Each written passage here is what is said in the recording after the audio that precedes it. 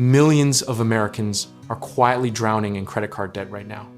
And the worst part is that the life raft has been floating right next to them the whole time. We are talking about debt consolidation through a personal loan. And if you have never seriously considered it, the numbers are going to make you feel things.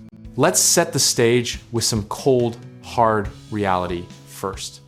The average credit card interest rate as of early 2026 is hovering around 20.79%, while the average 2-year personal loan rate sits at just 11.65%. That is nearly a 9 percentage point gap. And that gap is where your financial future either grows or quietly bleeds out. Here's a case study that should genuinely keep you up at night, or maybe finally help you sleep. A $15,000 credit card balance, paid down using only minimum payments, takes 23 years to eliminate, and costs you $10,600 in interest alone, meaning you paid back almost double what you originally owed. Now, flip that same $15,000 into a 5-year personal loan at that lower rate, and your total interest drops to roughly $6,400. That is a saving of over $4,000 just by changing the container your debt lives in. Not the amount, not your income, just the structure. The psychological trick credit cards play on us is genuinely sinister because there is no finish line.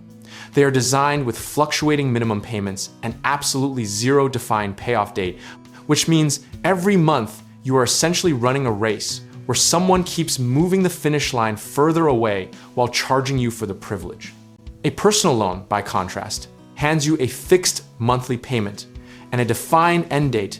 It is the financial equivalent of finally being able to see the exit sign in a very long, very expensive tunnel. Research actually suggests that managing multiple debt obligations creates what scientists call a mental bandwidth tax, where the cognitive load of juggling creditors literally impairs your decision-making in other areas of your life. Consolidating everything into one single monthly payment does not just simplify your budget. It frees up mental real estate you did not even know was being occupied. And here is the structural advantage that does not get nearly enough credit. Once you receive that personal loan lump sum, you cannot re-borrow from it the way you endlessly can with a credit card, which is the behavioral guardrail that protects you from yourself. Now, let's talk about something people completely overlook what this move does to your credit score.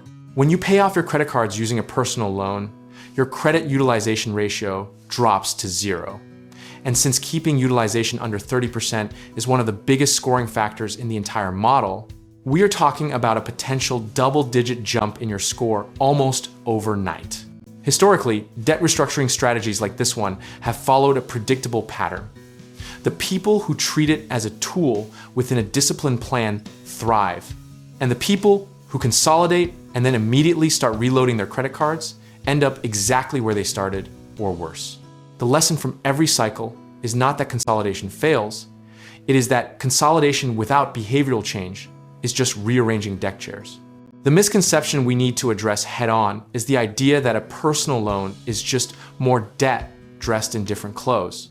It is not. It is a strategic financial instrument that lowers your cost of capital, sets a definitive payoff timeline, and structurally removes the revolving temptation that keeps so many people trapped. So here is your practical playbook. Get pre-qualified with at least 3 different lenders before you commit to anything, because rates vary significantly depending on your credit profile, and you owe it to yourself to shop the market the same way you would shop for a car or a mortgage. Then, before you sign anything, run the numbers to confirm the new monthly payment is genuinely sustainable for your actual budget. A lower interest rate means nothing if the monthly payment breaks you in month 3. The discipline here is not in the decision to consolidate. That part is almost a mathematical no-brainer. The discipline is in what you do with the credit cards afterward, whether you cut them up, freeze them, or keep them with a 0 balance to protect your utilization ratio. Position size and process matter infinitely more than timing or conviction, and the investors and consumers who build real long-term financial health are rarely the ones making dramatic moves. They are the ones making boring, consistent, unemotional ones. At the end of the day, personal finance is less about intelligence and more about systems.